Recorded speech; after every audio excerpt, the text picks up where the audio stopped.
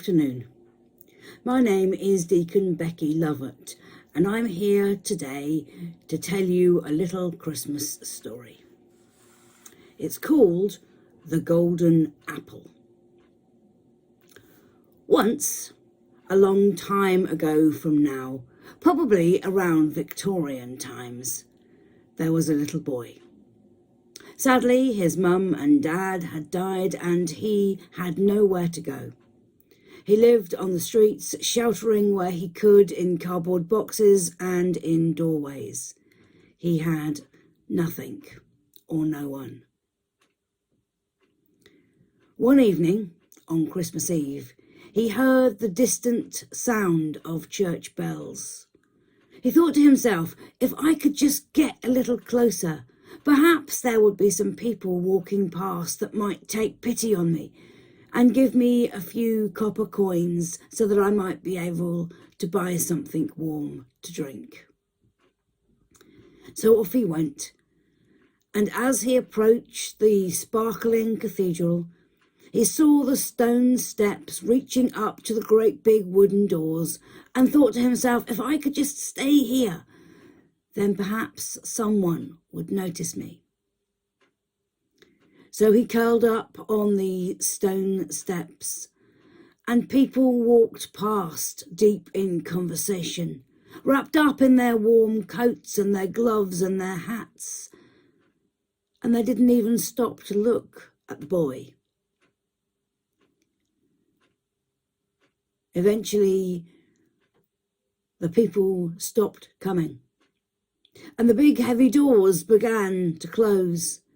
But suddenly there was a man who looked down at the boy and said, why don't you come in?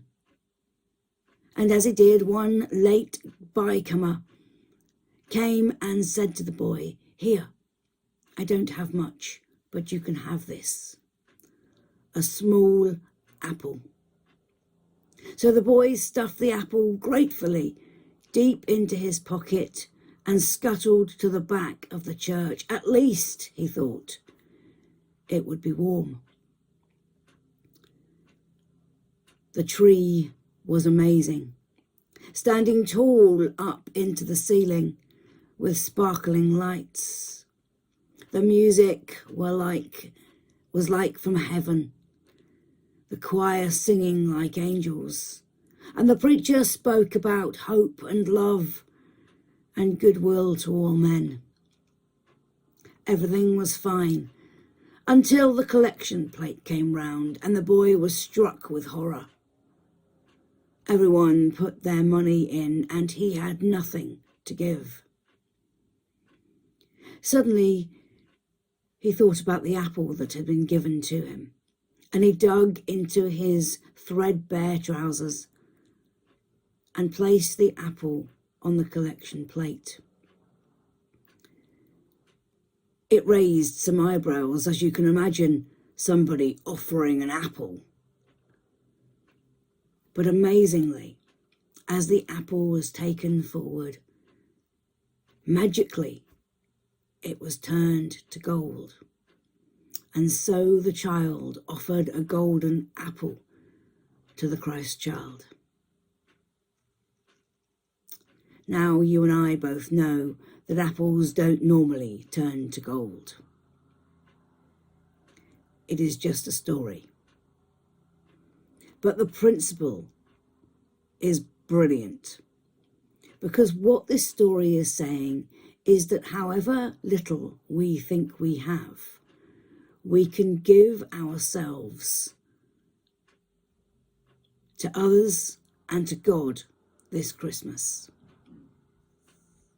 There are so many people who are suffering in our world. All of us have undergone a very, very difficult 2 years. No one has not been affected by COVID-19. All of us, to one degree or another, have been affected by this pandemic. All of us have felt the impact. This Christmas, again, we cannot gather in our usual way. And the threat of COVID-19 is lingering again. But we must remember that Christmas is a time for hope. Christmas is a time when God gave his only Son to the world so that we might have hope and light in the darkness. Right now, we might feel like we are walking in darkness, but Jesus has promised to be our light. So this Christmas, as we tuck into our turkeys or whatever it is we might be having, maybe we can take just a few minutes out to remember that God in Jesus is the light of the world and our hope for the future.